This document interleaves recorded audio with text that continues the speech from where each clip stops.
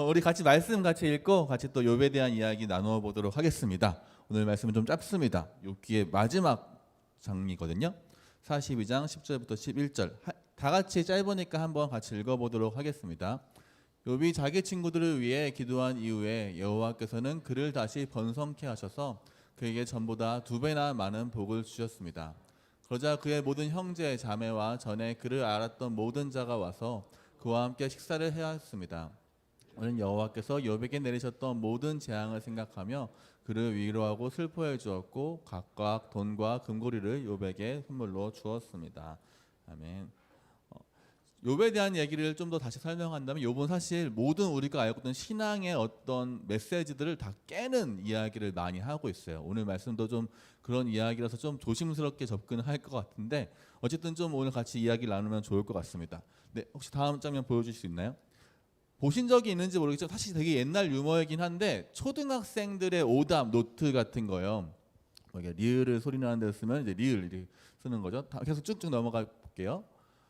청소년기에 들어서면서 나타난 여자의 신체적 변화는 무섭고 난폭하며 폭력적이다. 이렇게 할머니 생신에 어떤 카드를 드릴지 그려보세요. 그러니까 삼성 카드를 드리는 아주 기가 막히죠. 화장실을 이용할 때 화장실 문을 열기 전에 해야 할 것은 자꾸를 내린다. 친구가 교내 그림 그리기 대회에서 상을 받았을 때는 어떻게 해야 되냐? 꼬레 이렇게 해야 된다고 이야기하고 있습니다. 당근을 영어로 하면 sure. 네. 숨바꼭질 놀이 할 때 술래가 숨은 사람을 한 명 이상 잡고 남은 사람 오랫동안 못 찾을 때 무엇이라고 하나? 얘들아 집에 가자. 얘도 틀렸어. 비가 많이 와서 큰 피해를 당한 수재민에게 어떤 말로 위로하면 좋을까? 재미나 힘들겠지만 희망을 가져. 이렇게 얘기하고요. 재해나 사고, 기근, 가난, 전쟁 등으로 병들고 굶주려 죽어가는 사람들을 찾아가서 받자는 국제기구는 보험회사. 근데 너무 맞지 않습니까? 여태까지 다? 네, 넘어갈게요. 옆집 아주머니께서 떡을 가지고 오셨습니다. 그러면 안 사요. 옆집 아줌마가 떡 장수일 수 있잖아요. 그죠? 네. 여러분이 엄마를 도와드릴 때 엄마가 어떻게 말할까요? 난 네가 들어가서 노는 게 도와주는 거. 이거 너무 공감되지 않습니까? 저는 진짜 많이 하거든요. 맛있겠다. 나 혼자 먹어야지. 여기서 틀린 거를 나 혼자를 같이. 저는 이거 좀 감동이었어요. 사실 여기 나와 있는 정답이 사실 오답이라서 다 이렇게 뭐랄까 가세표라고 해야 되나? 그렇게 쳐져 있지만 실제로는 오답이라고만 말하기에는 조금 아쉬운 점이 많아요. 사실 어떤 면에서는 이게 정답일 수도 있다라고 생각하거든요. 근데 우리는 안타깝게도 이 모든 것을 오답이라고 평가합니다. 왜냐하면 출제자의 의도가 있는데 출제자의 의도와는 다른 답을 말했기 때문에 오답이라고 해서 우리는 사실 출제자의 의도를 맞추는 것을 정답이라고 하고 출제자의 의도와 맞지 않는 것을 오답이라고 합니다. 그런데 사실 모든 만사가 답이 정해져 있으면 좋겠지만 실제로 대부분은 답이 모호한 게 또 이게 인생살이거든요. 그래서 우리가 답을 맞춘다는 것이 생각처럼 그렇게 쉽지가 않습니다.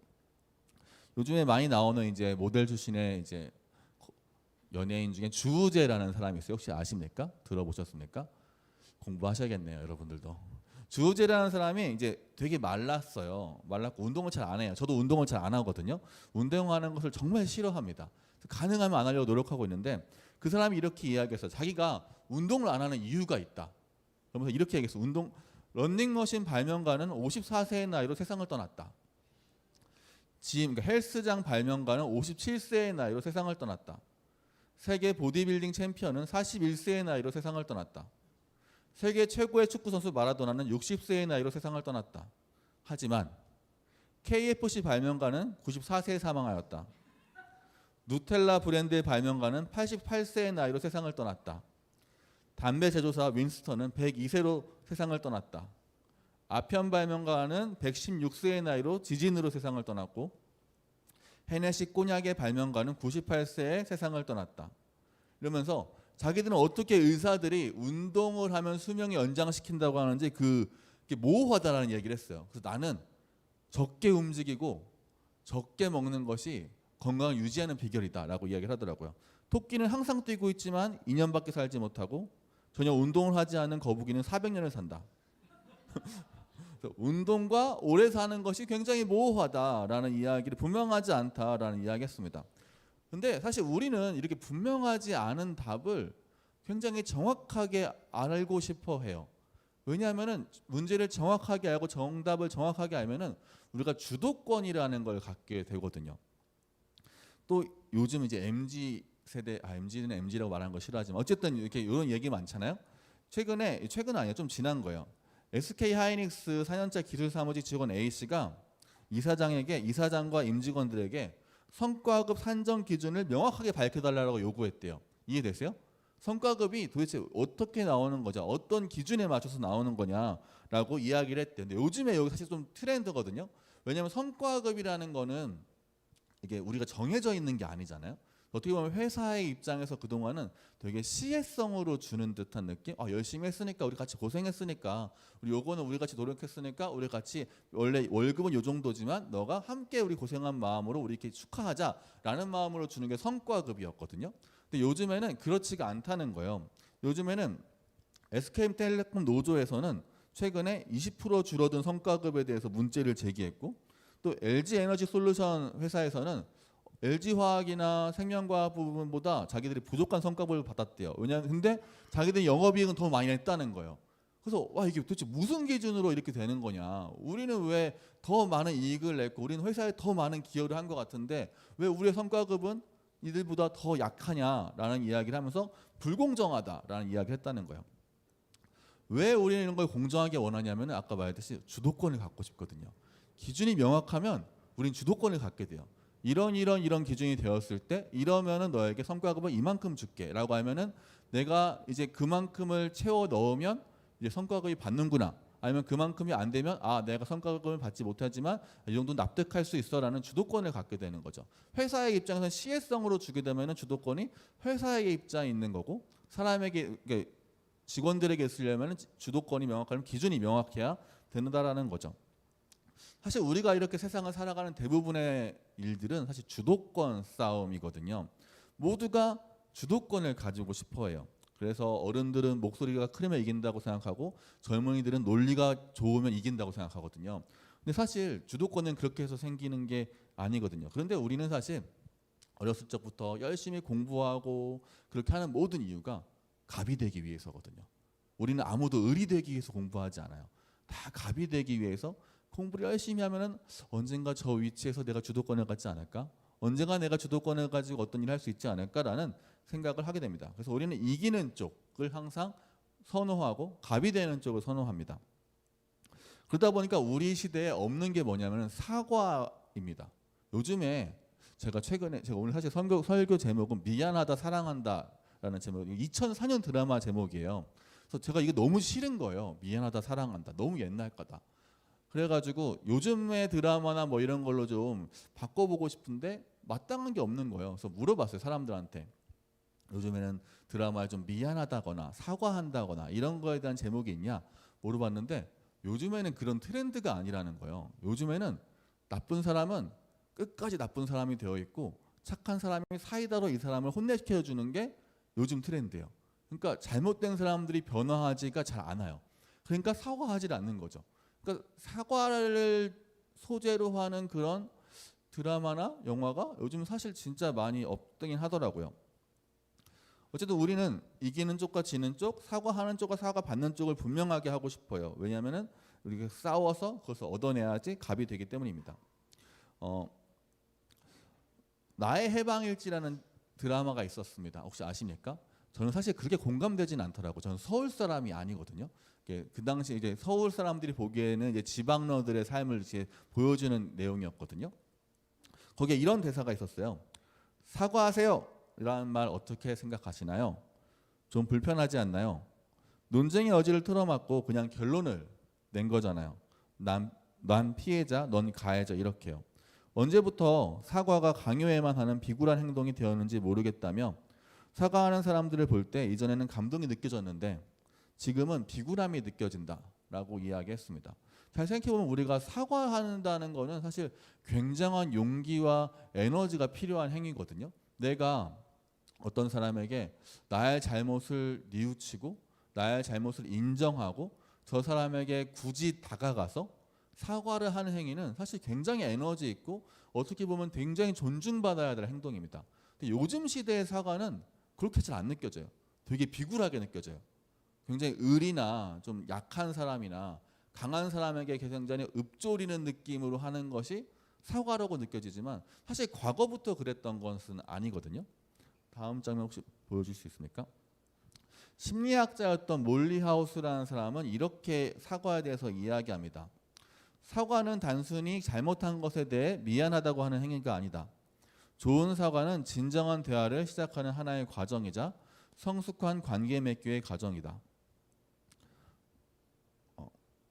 우리는 보통 감정이 상하거나 오해를 사는 것을 나쁜 경험으로 여긴다. 그러나 때로 실망한 관계를 더욱 견고하게 다질 때 필수적으로 거쳐야 하는 단계이다. 우리가 사실 사과라고 하면 아까 말했듯이 굉장히 비굴한 행위라고 생각하지만 여기에 나와 있는 이 심리학자 몰리하우스는 사과는 굉장히 미래지향적인 행위라고 하고 있습니다. 지금의 요 모습이 아니라 지금의 우리의 관계를 회복해서 우리가 다시 새로운 출발을 하기 위해서 꼭 거쳐야 하는 새 앞으로 나아가기 위해서 꼭 거쳐야 하는 과정이라고 이야기를 합니다. 즉 시시비비를 가리는 것도 중요하지만 새 출발을 위해서는 꼭 우리에게 사과라는 게 필요하다는 거죠. 오늘 말씀에 보면 아까 맨 첫 장을 보시면 욥기 42장 10절 보면은 본문에 욥이 2배의 축복을 받았다라고 이야기를 하고 있어요. 이전 것에 2배를 주었다. 이 부분을 가지고 성서학자들이 사실 논쟁이 굉장히 많습니다. 어떤 사람들은 갑절에 복을 받은 것, 축복을 받은 것이다, 복을 받은 것이다라는 생각이 있고요. 또 반대편에서는 배상을 받은 것이다 라는 생각도 있어요. 그래서 엇갈린 해석에서 축복으로 본다면 어떤 부분이 문제냐면은 사실 욥기라는 책은 인과관계를 끊는 책이거든요. 야, 이게 이렇게 해서 이렇게 되는 게 아니고 이렇게 해서 이렇게 되는 게 아니야. 하나님의 뜻이 있는 거야 라는 것을 계속 성경에서 말하는 책인데 마지막에 결국에는 복을 받았다라고 끝이 나면은 이것도 역시 인과관계 아니냐라는 해석이 있습니다. 또 원인이 깨끗해도 결과가 온전하지 않을 수 있다는 책인데 그러면 또 논리적인 아이러니가 다시 생기는 거죠.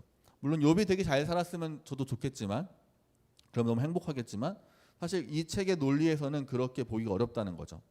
다른 한 가지 해석은 아까 말했듯이 축복이 아니라 배상으로 보는 겁니다. 배상은 남이 나에게 잘못했을 때 그 잘못에 대해서 갚아주는 것을 배상이라고 하거든요. 출애굽기 22장 한번 보여주시겠습니까? 한번 같이 한 절씩 읽어볼게요. 기니까. 도둑이 밤에 남의 집을 뚫고 들어가다가 발견되어 맞아 죽었다면 죽인 사람에게는 죄가 없다.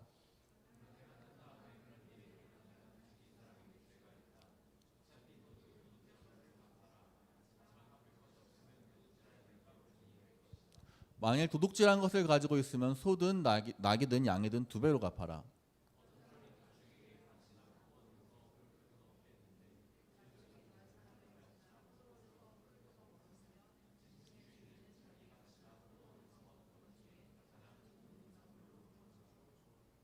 불이 나서 가시나무로 옮겨부터 이웃의 곡식이나 아직 밭에서 자라고 있는 곡식이나 밭 전체를 태웠으면 불을 낸 사람은 그것을 다 물어주어라.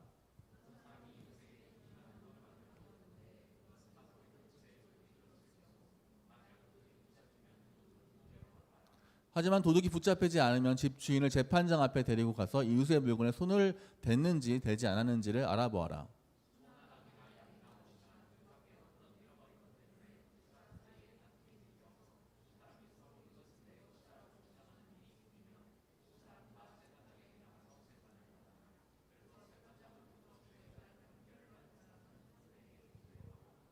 출애굽기에 보면은 내가 어떤 사람의 물건이나 피해를 주었을 때 2배로 갚으라는 것을 법적으로 이야기를 하고 있습니다. 하나님이 욥에게 2배로 주었다라는 것이 이렇기 때문에 이 이스라엘 사람들의 문화 속에서는 어쩌면 배상으로도 해석할 여지가 있는 거죠. 1000마리를 죽였으니까 2000마리로 돌려주었다 이렇게 할 수 있는 거죠. 근데 여기서 중요한 건 뭐냐면 욥에게 이렇게 배상을 해주었다고 하려면은 하나님이 잘못해야 돼요. 그죠? 근데 하나님이 잘못한다는 게 말이 돼요? 말이 안 되잖아요. 이 논리가 안 맞아요. 하나님은 잘못하실 수가 없는 분이에요. 그런데 배상을 하려면 하나님은 잘못해야 돼요. 그래서 이 부분이 사실 저도 설교를 준비하는 저도 굉장히 조심스럽고 좀 어렵습니다. 절대자가 잘못한다고? 절대자가 사과한다고? 하나님이 잘못하시는 하나님이라고 이렇게 말하는 것이 사실 저에게는 굉장히 부담스럽습니다. 그런데 또 42장 11절 보면은 아까 잠깐 봤었는데 그의 모든 형제와 자매 이전에 알던 이들이 다 와서 그의 집에서 이렇게 막 재앙에 관하여 그를 슬퍼하고 위로했다라고 말하고 있는데, 여기 나온 재앙이라는 단어가 라아라는 히브리어인데 이게 사실 악이라고 많이 보통 번역하는 단어거든요. 그러니까 하나님의 악에 관하여 이렇게 주었다, 위로해 주었다라는 식으로도 충분히 해석할 여지도 있는 거죠. 또 다른 여러 가지 영어 버전에 보면은 이제 에빌이라고, 에빌 이렇게 말해야 되나? 악이라고 번역했습니다. 즉 성경에서도 이것을 악이라고 말하는 것처럼 이야기하고 있다라는 거죠. 제 주장이 아니라. 근데 제가 또 아까 아무리 말했지, 제가 논리적으로 아무리 이렇게 납득하려고 해도 사실 저도 잘 안 맞거든요. 그래서 주석도 막 좀 찾아보고 여러 가지 좀 찾아봤어요. 근데 이렇게 막 찾아보다가 제가 놀라운 사실 하나 알아냈습니다. 제가 결혼한 지 15년 되었거든요. 결혼한 지 15년이 되었는데 제가 저희 와이프한테 제일 많이 하는 말이 뭘까 생각해봤더니 미안해였더라고요. 그래서 그런데 제가 항상 그럼 잘못했을까? 솔직히 아니거든요. 아무리 생각해도 내가 잘못하지 않았을 때가 되게 많아요. 그런데 내가 우리 와이프한테 제일 많이 하는 말은 뭘까? 미안해예요. 왜 그럴까 생각해봤더니 사랑하면 미안하더라고요. 그리고 미안하다라는 말이 내가 잘못했다라는 말이기도 하지만 아까 전에 말했던 것처럼 우리가 다시 한번 대화를 시작해 볼 수 있지 않을까? 우리가 지금 좀 감정이 상했지만, 우리가 지금 좀 싸워서 너랑 별로 대화하고 싶지 않지만 그럼에도 불구하고 우리가 다시 한번 얘기를 해야 되지 않을까? 그리고 같이 살아야 되잖아. 같이 살려면 우리가 얘기를 해야 되지 않을까라는 마음의 전체적인 큰 표현으로 미안해 한마디를 하는 게 있더라고요. 그래서 어쩌면 용서를 구하는 것은 옳고 그름의 문제일 수도 있겠지만 어쩌면 누가 더 사랑하느냐의 문제일 수도 있겠더라고요. 다른 종교와 교회, 기독교의 가장 큰 차이가 뭐냐면요, 다른 종교는 내가 하나님한테 무엇을 했기 때문에 내가 하나님부터 이런 걸 받는다라는 거예요. 근데 기독교의 가장 큰 차이점, 기독교의 가장 큰 복음은 무엇이냐면은 내가 어떤 걸 해서가 아니라 하나님에게 나에게 무엇을 했기 때문에 내가 구원을 받는다라는 거거든요. 즉 나의 어떤 행위와 아무 상관이 없이 하나님이 나한테 하신 어떤 행위 때문에 내가 그것을 받아들이게 되는 거죠. 하나님이 나를 더 사랑하셔서 완전한 선이신 하나님이 인간인 욥에게 사과했다, 미안했다라고 하는 것도 어쩌면은 하나님이 하신 것이기 때문에 복음의 핵심이 될 수 있다라고 생각했습니다. 종교는 내가 하나님에게 하는 것에 대해서 이야기합니다. 내가 헌금을 많이 했으니까 하나님 복 주셔야죠. 하나님 내가 뭐 봉사를 많이 했으니까 복 주셔야죠. 일요일에 이렇게 열심히 교회를 나왔으니까 복 주셔야죠. 하지만 복음은 그렇게 얘기하는 게 아니거든요. 복음은 하나님께서 그저 나에게 하신 것이 감사해서 그거에 대한 반응으로 내가 예배라는 행위를, 예배라는 삶을 살아가는 것을 말하고 있습니다. 부모님들이 자녀를 그렇게 걱정하잖아요. 결혼하면은 자녀들 집을 못 구해서 막 걱정해 주더라고요. 근데 사실 잘 생각해보면 자녀들에게 미안하지 않아도 되는 거잖아요. 원래 집 먹을 건 지가 살아가는 게 정상이거든요. 근데 부모들은 다 항상 미안해요. 막 못 먹여줘서 미안한 것 같고, 못 해줘서 미안한 것 같고, 막 그래서 미안한 것 같고, 얘가 못난 게 내 탓 같고, 막 얘가 이렇게 지금 이렇게 찌질한 게 내 탓 같고, 막 그렇단 말이에요. 근데 사실 그럴 필요가 전혀 없는 거거든요. 근데 왜 미안할까? 더 사랑하니까 미안한 거예요. 자녀는 엄마 아빠한테 그렇게 미안하지 않아요. 왠지 아세요? 덜 사랑하니까 그래요. 대부분 그렇거든요. 부모는 더 사랑하니까 아이한테 미안하지만 자식도 물론 미안하죠. 근데 그렇게까지 사랑하지 않을 수 있다라는 거죠. 모자이크 교회의 어인 맥매너스라는 목사님은 자신의 책에서 이런 말을 했습니다. 사랑하면 바보가 된다. 저는 완전 공감합니다. 사랑하면 바보 멍청이가 돼요. 부모가 열심히 남자를 키워서 이제 어른구실하게 만들어놨더니 결혼하면 바보 멍청이가 되거든요. 이게 또 이게 굉장히 마음 아픈 일이에요, 부모 입장에서는. 하지만 그게 왜 그러냐면은 그 남자가 사랑을 알아가는 과정이 그런 거거든요. 바보 멍청이가 되는 것이 사랑이에요. 왜냐하면은 사랑은 논리적으로 하는 게 아니에요. 사랑은 내가 너 하나 한 번 사줬으니까 나한테 한 번 사줘. 내가 너 1 줬으니까 2 줘. 2 줬으니까 3 줘. 이렇게 이득을 따지는 게 아니라 너가 나한테 내가 너한테 다 해줘도 그래도 내가 좀 미안하고 내가 좀 부족한 것 같고 내가 더 잘해줬으면 좋겠고, 이런 게 사랑이거든요. 왜 하나님이 바보 같을까? 왜 하나님이 고작 인간에게 쩔쩔매실까? 왜 하나님이 인간에게 사과까지 하실까? 더 사랑하니까 그런 거거든요. 야곱 창세기 32장 24절 말씀 한번 같이 한 절씩 읽어보도록 하겠습니다. 그리고 자신은 홀로 뒤에 남았습니다. 어떤 사람이 와서 밤새도록 야곱과 씨름했습니다.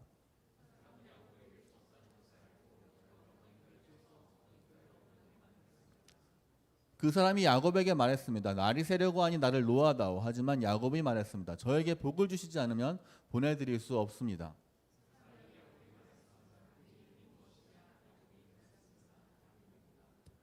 그 사람이 말했습니다. 네 이름은 이제부터 야곱이 아니라 이스라엘이다. 내가 하나님과 씨름했고 사람과도 씨름을 해서 이겼기 때문이다.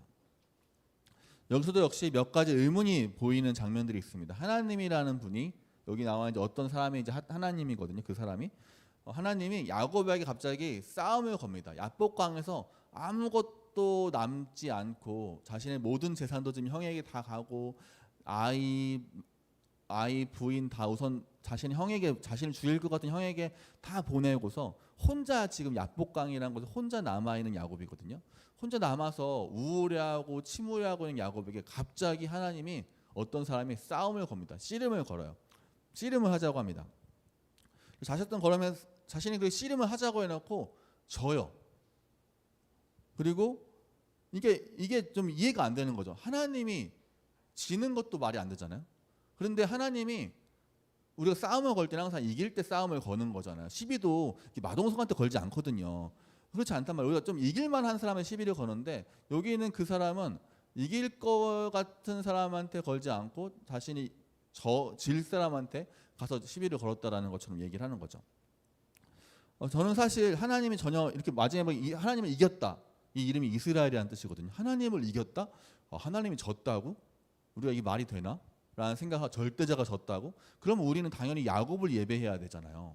하나님이 아니라. 근데 우리는 하나님을 예배하는 사람이잖아요. 하나님이 저는 야곱에게 져줬다라고 생각합니다. 뭐 당연하겠죠. 왜 져줬을까? 응원하고 싶었던 거죠. 내가 옆에서 지켜주고 있다. 내가 지금 네 편이다. 라는 걸 보여주고 싶었던 거죠. 승부조작하는 거죠. 초등학교 시절에 제가 아버지가 장기 두는 걸 되게 좋아했거든요. 제가 장기를 되게 잘 둬요. 초등학교 때부터 저희 아버지가 맨날 뒀었거든요. 처음에는 이제 차포 막 다 뛰고 두다가 나중에 이제 차 하나 두고 뭐 포 하나 두고 막 이렇게 아버지랑 두기 시작했습니다. 근데 저는 항상 아버지가 비등비등했거든요. 그러고 실제로 그러다 보니까 저도 이제 반에서 장기를 잘 두는 사람이 되어 있더라고요. 근데 그때는 몰랐는데 지금 이제 커서 생각해 보니까 저는 그때 제가 당연히 아버지 이긴 줄 알았거든요. 근데 아버지가 져준 거였더라고요. 그래서 져줘서 계속 하다 보니까 그렇게 하다 보니까 제가 잘하게 된 거더라고요. 아버지가 하고 싶었던 거는 저에게 장기를 잘하게 해줄게라는 것을 하려고 한 건 아니었어요. 뭐였냐면은 너와 함께 하고 싶어라는 대화였던 것 같아요.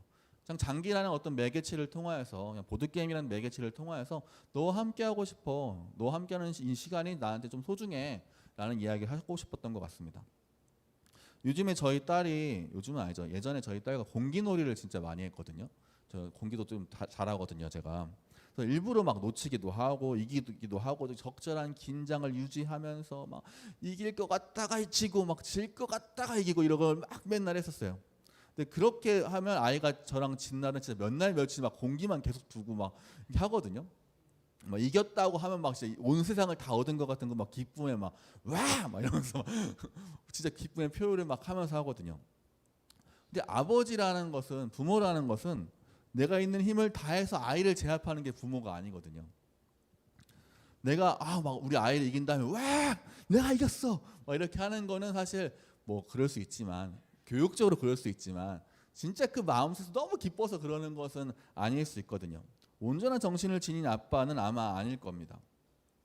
저는 하나님도 이와 같다라고 생각합니다. 연약하게 짝이 없는 인간을 이기고 기뻐하시는 하나님이라면 어쩌면 저는 하나님은 참된 하나님이 아닐 수도 있다라고 생각합니다.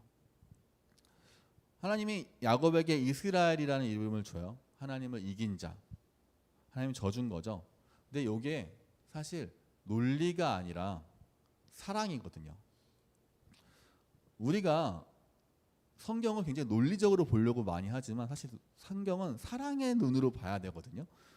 사랑은 논리가 보이지 않는 거예요. 논리가 없기 때문에 아름다운 게 사랑입니다. 아이가 입원했을 때 저희 아이가 입원했을 때 아이가 주사를 맞으면 부모가 그걸 못 봐요. 자기가 아픈 것도 아닌데 막 못 봐요. 왜 그러냐면 아이가 아플까봐 그 사랑의 눈으로 보기 때문에 그걸 못 보는 거거든요. 기쁨을 나누면 어떻게 되죠? 배가 아파요. 정이 떨어져요. 슬픔을 나누면 어떻게 돼요? 슬픔을 나누면 같이 힘들어요. 안 듣고 싶어요. 이게 논리적인 거예요. 슬픔을 들으면 당연히 같이 힘들어. 슬픔 안 듣고 싶어. 그런 얘기 좀 우려하는 얘기 그만해 라고 하고 싶은 게 논리적인 거고, 기쁨을 들으면 저 새끼 여기 자랑해 이렇게 하는 게 논리적인 거예요. 근데 기쁨이 배가 되고 슬픔이 반이 되는 것은 어떤 상황일 때만 가능하냐면은 사랑하는 관계에서만 가능해요. 내 가족이 로또에 당첨되었을 때, 남이 아니라 내 가족이, 내가 사랑하는 사람이 어떤 기쁜 일을 했을 때, 그때만 그것이 논리적이지 않고 그렇게 사랑이 되어 가는 거거든요. 그래서 사랑이라는 것이 아름답습니다. 십자가라는 것은 전혀 논리적이지 않아요.